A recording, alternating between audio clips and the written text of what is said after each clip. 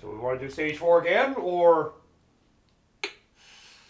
Do you have the time for it? How long did it take us to go through that attempt? Like 25 minutes? We would barely have enough time to do it. Do you want to try aiming for it or not? I guess we could at least do one more honest attempt. Open All the right. level select thing in there first. Okay, yeah. Yep. Alright, now, player 2's control... Go down to lives. So, You? Player 2's wait. controller... whoop. Player Okay. 2's controller, hold all the buttons, A, B, C. So, pretty much everything but circle. Yep. And I think after that... I'll look it up, but I think with that you'll be able to expand your lives. Player 1. While A, B, and C are being held. Okay. No. Oh. It says on the option screen, highlight number of Oh, wait. Number of players? Oh, it's highlight number of players. What the hell? At the option screen, highlight number of players. Which isn't a thing. And press up A, B, and C on controller 2. Excuse me. Okay, so go to lives. Hold up A, B, and C. Okay. And then player 1. Yep, there we go. There we Brute go. Brute force, let's go. Yep. Let's go. What was the Super Saiyan thing again? You both hold Z when you select a character, which also lets you both be Zan if you wish. Apparently both... So I think... what's C in this one? Shit. Just hold the button until the gameplay actually starts. Well, it wasn't whatever that was. Well, that was B. Alright. So probably triangle then? Triangle?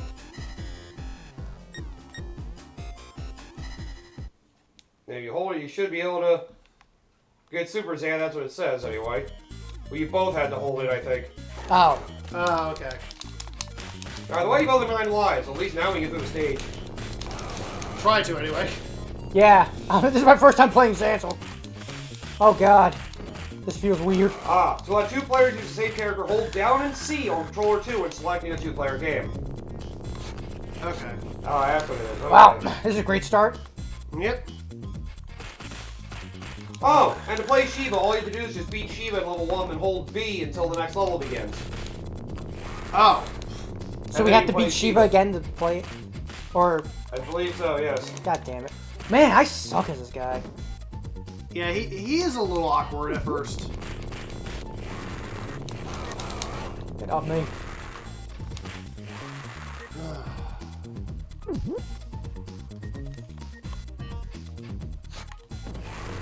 Okay, up. Yeah, there we go.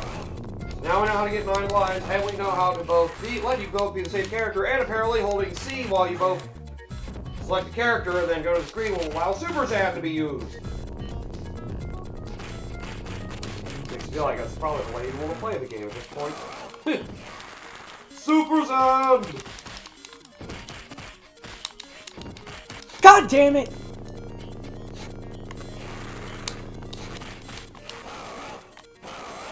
Okay, that's another attack I should probably do. What? To gain a star, a character must obtain 40,000 points without dying. You get a star. What the fuck? The star? Yes. It's something about a power rush attack. If you get another 40,000 until 3 stars have been obtained, so it is possible to gain 2 stars after a level. If the difficulty is hard enough. Wow, this English is not good. Their stars will increase the power of your rushing attack. I don't even care. Huh, okay. Wee.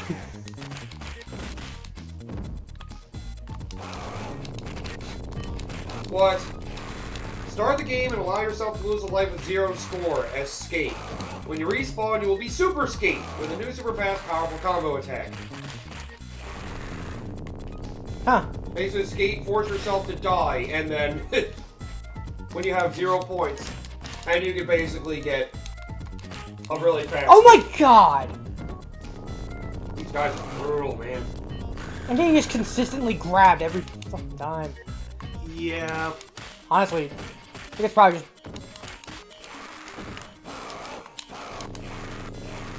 Oh, down. Anything else in here I haven't seen yet, I wonder? Oh, there's an alternate way to get root. Okay. What was the cheat code? Yes. Okay. Hold up and B and then select start. You should be able to select root from your player select screen.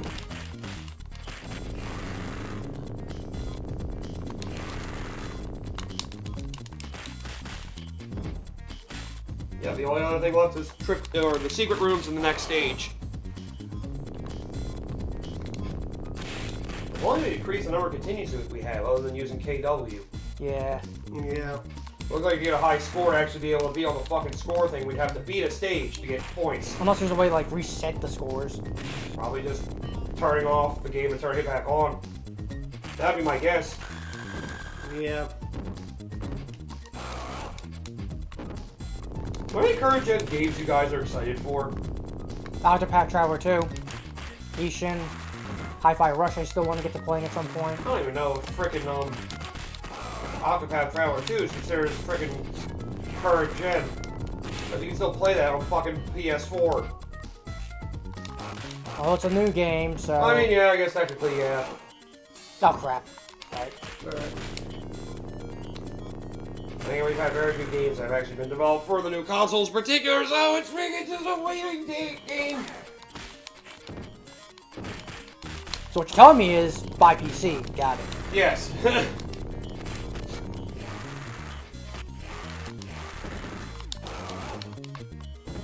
Apparently it doesn't sound like your PC would need a heck of a superb amount of power to play Resident Evil 4 Remake. I forgot that's a game coming up too. Yeah. That people are basically saying it's probably going to be a game of the year. Because it's Resident Evil 4 again. Yep. Because God forbid we want to try something new. Yeah. Idiot. Yet the game I'm looking most forward to is a game that is freaking not new. Because there's nothing else that's really new that's been exciting to me at all. No! Train! Train, you betrayed me. Always being betrayed by the trains all the time. This stage is insane. This stage is ruthless. It just seems like they tried to add too many things to Street of Rage 3. And without a lot of the, you know, modern sensibilities that Streets of Rage 4 had, it feels like it's just a little too archaic for its own good. But it's ambitious for what it is. It's just, it's still stuck in the age of arcade machines and all that.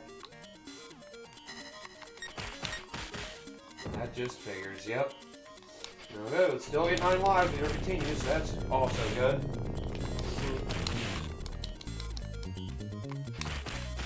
Bridge get off rate! God damn it.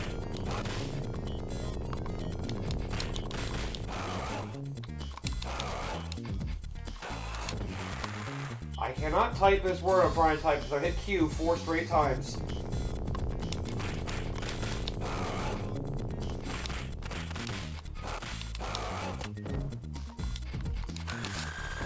I'm trying to look up something else that can be interesting to talk about. The 25 worst movie scenes or moments in movies. Well, that's not even actually a list. They just have movies listed. That's all that is. That's not helpful! Ow. Oh, it has one, like, sentence for everything. Battlefield Earth. Gee, I wonder why. John Volta's missed opportunity for transfer from Earth. They actually have particular scenes mentioned. Meet the Spartans. Oh, God. Parody. The pit scene. Oh, they probably run that joke to the ground. Yeah, they did. Yeah, parodies all. Cats!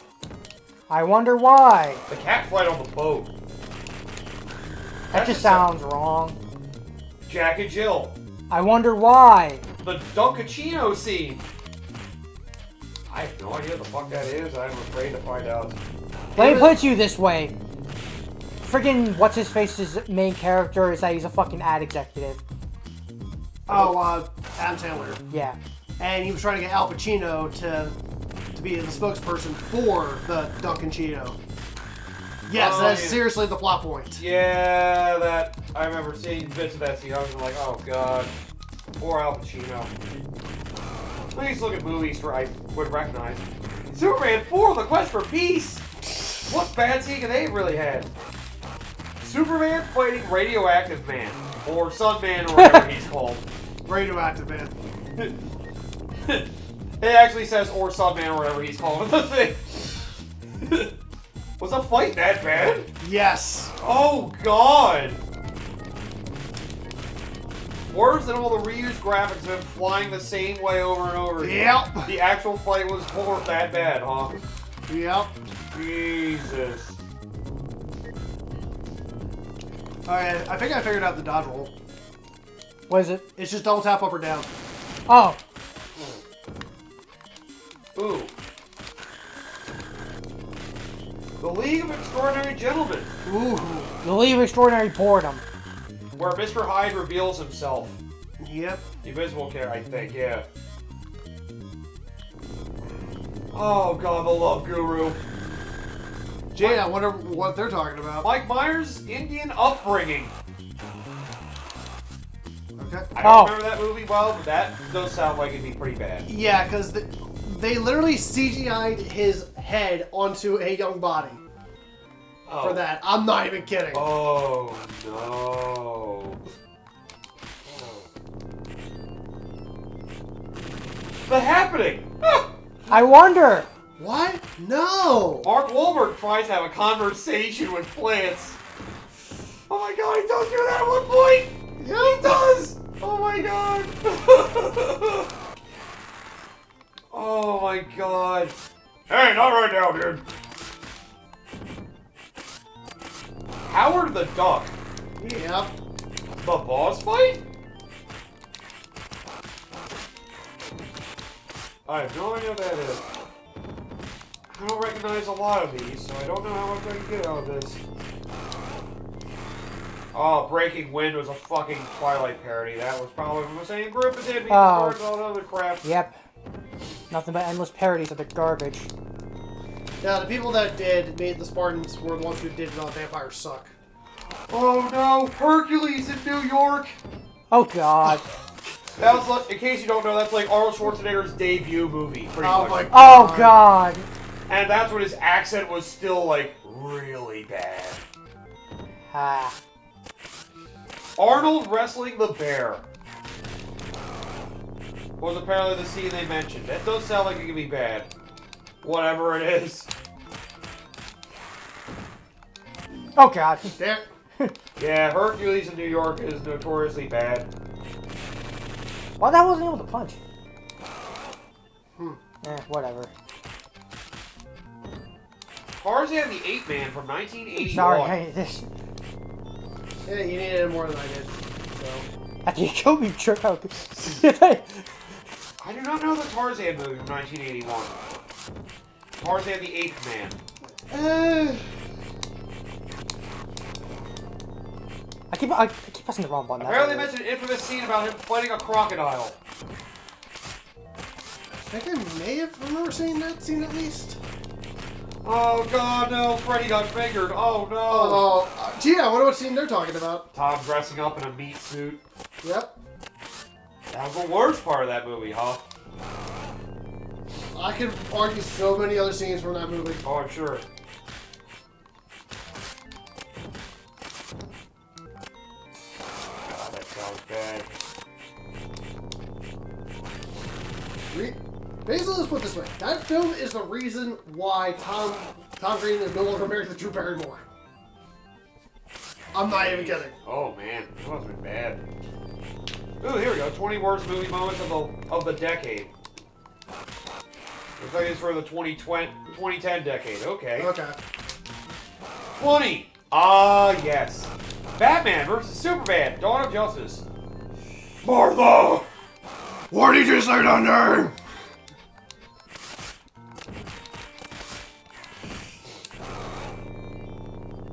Oh man. I love that. This infamous scene where this highlighted rolling superhero flick has become one of the most widely mocked movie scenes of the decade. It's not hard to see why. It was perfectly clear that Batman and Superman would eventually team up against Lex Luthor, but the film couldn't have handled this in a worse way. Not only does the films, to be fair, highly entertaining, battle between the two superheroes end all too quickly. After Batman is about to kill Superman, Superman yells out, "Save Martha." Batman abruptly starts freaking out, demanding to know why Superman said that name. Once Lois Lane arrives and explains that Martha is the name of Superman's mother, Batman suddenly forgets his entire conflict with Superman. They team up. But this terror-liberate scene was just clunky as hell, and Batman's change of heart was far too quick to take remotely seriously. Also, why on earth would Superman refer to his mother by her first name? Unfortunately for Warner Brothers, it's unlikely this awful scene will be forgotten anytime soon. Oh god, that was bad. 19. Grown-ups. Farting running gag. Yep. Adam Sandler Gross. comedy. Adam Sandler with all his gross out. Yeah, it's Adam Sandler comedies, and art car crafts, and Star Oh, that's what it is. Look! Ow. Yeah, No. Grown-ups is bad if I remember. What? How did I? How'd you die? Yeah. I don't think you were in the right position. I was. Either that or I threw the guy, it pushed you out of it. maybe. Probably. Hey, don't hit me. This Adam Sandler comedy is an utter car crash from start to finish. Not only is it unfunny and obnoxious, but it's also one of the laziest films you ever see, since it doesn't have anything resembling a plot. It just coasts along the same jokes again and again and again. Case in point. Throughout the film, Kurt's, Chris Rock's mother-in-law, Ron Zoney, is seen on a porch swing outside the lakeside house where the titular grown-ups and their families are staying, and she farts loudly. Again and again and again. For the whole movie. This is the entire joke. Sure, the entire film is terrible. This running gag lingers in the memory since it's an example of just how coarse, lazy, and staggeringly unfunny modern comedy can be at its worst. It's because of jokes like this. Yeah, they pushed you out of it, that's what it was. It's because of jokes like this that grown-ups, despite its noble intentions of being a hilarious summer comedy, was instead about as funny as 12 Years a Slave. Oof! That's a brutal, scathing line. What was that last part? That because of all the bad humor in Grown Ups, it was basically as funny as 12 Years a Slave. Wow. Oh, that's brutal. God damn. Did he just tell? Oh, no, it's a No, it never got me. I was confused you for a second too. Number 18, Truth or Dare. Grinning Ghosts. A horror movie of some kind. Never heard of it. assholes. When it comes to PG-13 horror films, we all know what to expect. Jump scares, cliches, no gore, no tension, and a single bait at the end. Truth or Dare, a hideous horror flop from 2018, contained all those unusual elements, but it did also skate out, in that its main villain was unusually horrendous. In this one, some luckless students are forced to play a supernatural game of Truth or Dare. Whenever the game asks a question, the entity, apparently possessing one of the people around the victim, puts on the stupidest, most Nicolas Cage-esque grin you've ever seen and asks, Truth or Dare. It should have just been Nicolas Cage. Yeah, it's That just sounds like a Nicolas Cage thing. This stuff is great for unintentional laughter and can make for a good meme. But Truth or Dare is meant to be a horror film, and these grinning ghosts were about as scary as a basket full of baby kittens. Despite the current horror revival going on, there's still been plenty of god-awful horror films with plenty of dreadful creative decisions. Nevertheless, this one stands out due to how ridiculously intimidating, misjudged its villain was. Well, I guess it's a good thing we put it in that live sheet because I would have gamed over already before getting to the boss. And Tan probably would have been very close as Yeah. well. Number 17. Oh, yep, I can vouch for this one. The Hangover Part 2. Yeah. Female hooker. Oh, fun. Yeah, making fun of, some of the things about, foreign countries having transsexual hookers. And all that. Tasteless transgender jokes. That's basically all you need to know. Hangover Part 2 is not only one of the worst sequels of the decade. I wouldn't say one of the worst. I'd say one of the laziest, more so. I mean, they can go hand in hand. Yeah, but arguably of all time. Jeez. At least it was entertaining. Nevertheless, sequels in turn be used loosely since it virtually remakes the original in a different setting, but it also sucks out. I do love Zan's throw, by the way. You get a chance to say it. One hand, yeah. Bitch. It's like, bitch, please. The remakes the original in a different setting, but also sucks out all the joy, cast chemistry, and lightness that made the original so good. Yeah, there is that lack of chemistry there. This is one of the ugliest comedy films of recent times, with the majority of jokes being seriously nasty. The film's lowest moment by far is when the wolf pack, while trying to work out what happened with the previous night, as a prostitute, Stu, at Helms, encountered. And then it turns out the prostitute attacking transgender has a penis. Bill is disgusted, Stu is traumatized to learn that he had anal sex with a hooker. It's supposed to be funny. This is unpleasant, shock-for-shock's sake humor of the very worst order that has a really cool vibe to it. I keep agree wanting with to that. try and do the special on top of it. Additionally, the way in which the film turns the trans character into an object of disgust and ridicule is highly uncomfortable. Overall, R-rated comedy at its very worst. Very tasteless, yes. Yep. I guess. Oh, looks like I thought he. Number 16, 9/11. Elevator free fall. Oh, Oof. that just sounds like. That just sounds bad. I don't even know what this movie is. But I see Charlie Sheen in the picture here. Good lord, what is this monstrosity? The fact that anyone chose to make a disaster movie set on 9/11 have Charlie Sheen, who has said some highly controversial stuff about the event, star in it is bewildering enough. Ugh. But the way in which the film was then done in such an amateurish way with such a terrible soap opera-like script truly beggars I don't know. belief. Do you have a dash attack out of curiosity? Yep. Okay, just wanted to be sure because I noticed that. I was wondering.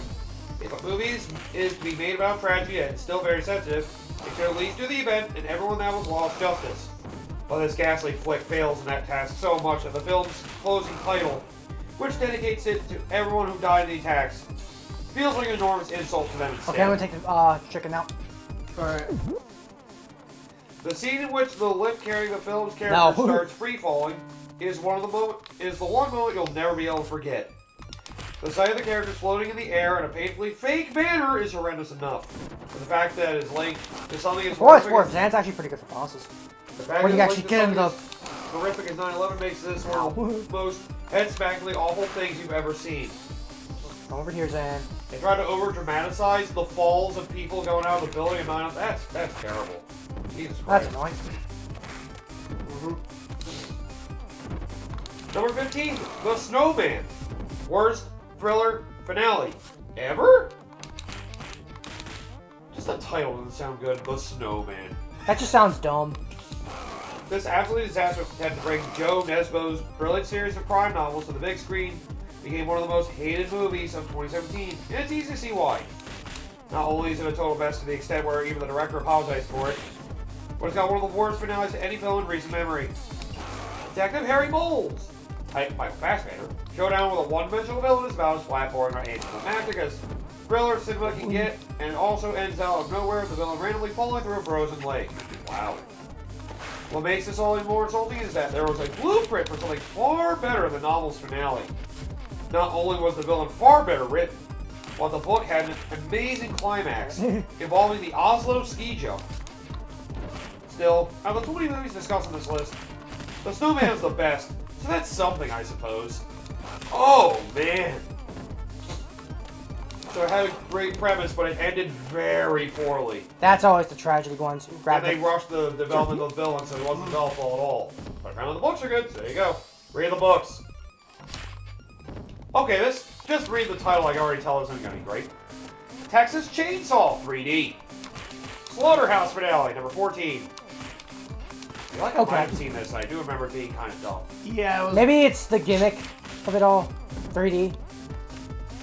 Texas Chainsaw 3D was given the wrong title. It should be called Plot Holes the Movie, since that's basically what it is. A mishmash, dumb crap. decisions, stupid characters, Didn't wanna do relentlessly that, but ridiculous whatever. sequences.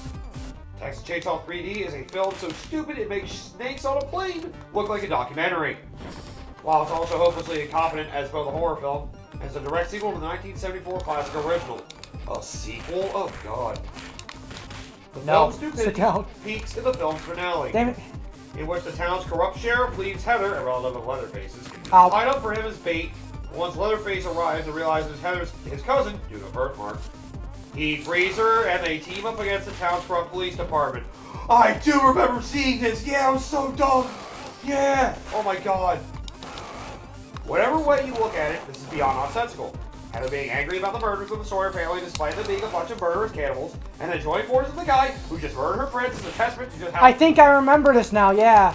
I remember Yeah. hearing stories about this movie, how stupid it was. It's It's how- like, preposterous the narrative can be, yep. The film doubles down this nonsense by having her stay to be Leatherface's caretaker after the fight because so this is basically Hot Fuzz, but bad. reasons. Yeah. Hot Fuzz was at least funny. But then again, I mean, the Cornell trilogy was all generally pretty good. Ow. But then again, I've only seen 2 of the 3. I haven't seen, what was it, The World's End or something? Yeah. Is that the last one? Because Yeah. I've seen Shaun of the Dead, and I've seen Hot Fuzz, and both of those are really There's good. also that one alien movie, Paul or something. I never heard about that one. It's okay. It's not one of their better movies, that's for sure. It's decent at best. Come on. Oh, another one with 3D in the title, coincidentally enough. Another horror one, too. Number 13. Saw 3D. The franchise is game over. Oh my god, yeah, I do remember that one. That one sucked. While no one asked for the current continuation of the interesting but inconsistent Saw franchise, in some ways it's a relief. At least after the most incompetent of endings, the franchise is getting a second chance. Saw 3D Oh! Saw 3D is a complete dud. From start to finish, it doesn't even ever feel like the ending of a big franchise. 3. All it does is show Detective Hoffman, Jigsaw's apprentice, carry out yet another tiring and gratuitously unpleasant game involving a group of people who don't deserve their nightmarish fates, and then killing Jill, the Jigsaw killer's Sit ex-wife, down. Thank God. because of her trying to kill Hoffman at the end of the previous film. Now this film drops painfully obvious plot twist with Lawrence Gordon, the first film's protagonist, an apprentice who then kills Hoffman as now deceased Jigsaw has told him to take revenge if Jill was ever harmed. This pretty much now how not to end a franchise. It's left loads of unanswered questions, and it didn't complete any of the character arcs in a meaningful way, ending this once good franchise on a deeply disappointing note. This must be the Syndicate hideout. Do you recognize this place, Zane? Oh, I have no, I've never been here before. Let's press on and see what we find. Don't forget we're here! Yeah, you two don't matter. That's great. Yep. But we're gonna have to save the rest of this for next time. I'll have to remember this list. Alright, yep. Well, at least we have only 2 stages left. Yep. Yep. So hopefully next time we can finish this. Yep. Well, I'm pretty sure we should try to remember the 9 live code. 9 lives, stage select, and if we can try to remember that too, Super Zen. Yeah. See you guys next time. Yep. Yep.